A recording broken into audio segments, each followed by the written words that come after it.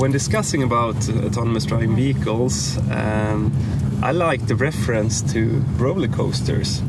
We're here in Gothenburg in Sweden. We have a big amusement park here in Gothenburg, and the roller coaster scenario, so to speak, is that, I mean, it's designed to feel really scary, but it's probably the most safe transportation that you can find anywhere, 99.9999 something safety percentage. And the reference to autonomous driving vehicles is that, I mean, it has to be safe, obviously, but it also has to feel safe for the end user in order to feel comfortable and use it. How do you approach that more hands-on in a UX designer project to achieve this? Yeah, I think that what you really need to do is to have a user-centered process where you also test concepts with the actual users. And here in the Gothenburg area, we have fantastic possibilities to do studies. We have the Asta Zero for naturalistic drive. We have all the different OEMs test tracks that exist in the area. We have a lot of different simulators from the really fancy ones at VTI, for instance, to a little bit more low-level HMI simulators, and we have plenty of them in the area as well. So there's really a lot of possibilities and a lot of equipment already in place to do this kind of tests. And what we often try to do when it comes to safety and build concepts is that you try to see in the different automation level that we mentioned from 0 to 5 with different grades of autonomy. You need different concepts and different handlings, and of course often you test it from a safety perspective, so make sure that the secondary tasks, the tasks that aren't related to driving, that you can do them in a safe way. And that of course differs between the different levels as well, what you can do. So that is one thing, and the other thing is of course how you experience this. And what is it that you want to experience. And I think that from when it comes to autonomous and so on, we also need to understand what you as a user really want to do when you have more time now in the vehicle without having to drive. So it's also these kind of aspects that you try to get in. And as being in this field, we have a good understanding of the cognition of humans. And we have quite many cognitive scientists in my group, for instance, that is really good in knowing how human brains work and how we make decisions and so on, and how to perform this kind of tests in the simulator or on a naturalistic drive in a way to make us feel confident in the result we have, that we are designing the tests so we really know for sure that we have viable results. Now or in the future it will be more and more that the OEM is not selling the cars to the direct end user, but selling it to service providers like taxi company, so the OEM cannot control or have any effect on what type of end user will actually step into the car end of the day, right? So then they need to be able to handle the wider spread of requirements. And I think that's also actually a transition from a consumer product to a business-to-business product.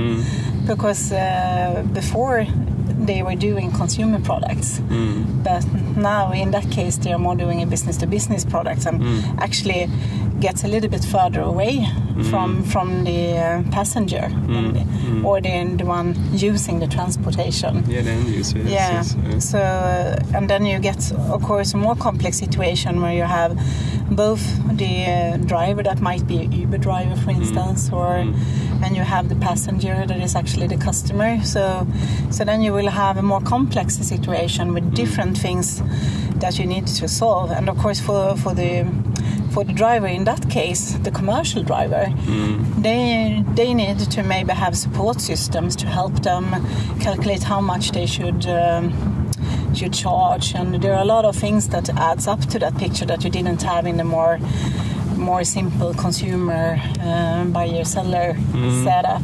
Yes. So that's definitely a complicating matter. I'm also thinking, because in my world at least, I mean, you're doing the UX design work very, very early in a project, designing an ADAS or autonomous driving system. How do we then, in the end of the development cycle, before releasing the product, actually reconnect to that expertise and make sure that the end product actually was made as you had designed it? Because today, most often, it's other test departments actually are responsible for validating the product and take it into serious production. Yeah, and I think it's important that you have the competence in the team till the end. But of course, the main work will be early, but that it's still, and that we also validate results. And also, when you come to this kind of system, when you have artificial intelligence and so on, you actually also need to validate the algorithms to make sure that they are doing the things they should do, and that the end result from the processes is what you wanted, or you need to tweak the algorithms. That is very true. It's a hot topic. Yeah. I'm also working with that at Semcon. Yeah. I'm working with autonomous and AI, and in that case, it's both to validate the AI algorithm itself with a different data set as you train it with. But then also when you implement or integrate in the product, okay, you need to validate the product with this algorithm inside. So that is for sure a hot topic, how you solve that, the dog on the leash, or leash as we name it. Because you need to control that smart algorithm, perform different, it's called a cage, that you have a framework where the algorithm can move within, but not outside, for example. So. And I think that's the case with almost all this new technology and technology choices that you do, that you really need to evaluate the effect it will have on the end user experience, or the user experience in the end. And we are working a lot in my department with IoT projects and IoT solutions. And there you also have the problem sometimes when you choose technology, that you really don't understand that how cumbersome the end result can be for the user if you choose the wrong technology. So you need really to understand the technology and its limitations when you're doing UX design.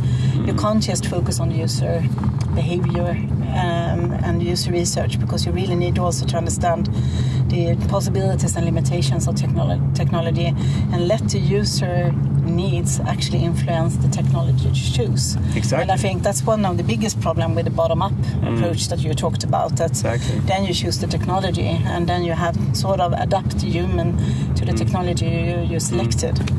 And I'm stunned still over how difficult it can be to connect your Bluetooth phone. We have Bluetooth to the car or to other products, and how often it actually isn't working. And I think that is something that you really need to design with carefully if you talk about the primary operating functions, as I said, because if you don't get that to work, it's a lot of other things that will not work. So that's really an important use case, and you should really design that with carefulness and make sure that it's easily found in the menu, that it's easy to do the connection, and if it gets wrong, that you can understand how to retake it.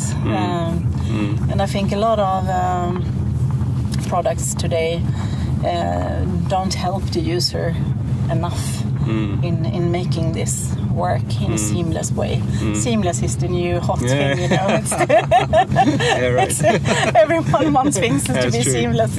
And of course, with the Bluetooth example, it's quite difficult because you have so much different devices that you want to use the Bluetooth for. And but still, you can work a lot with making that much more effortless.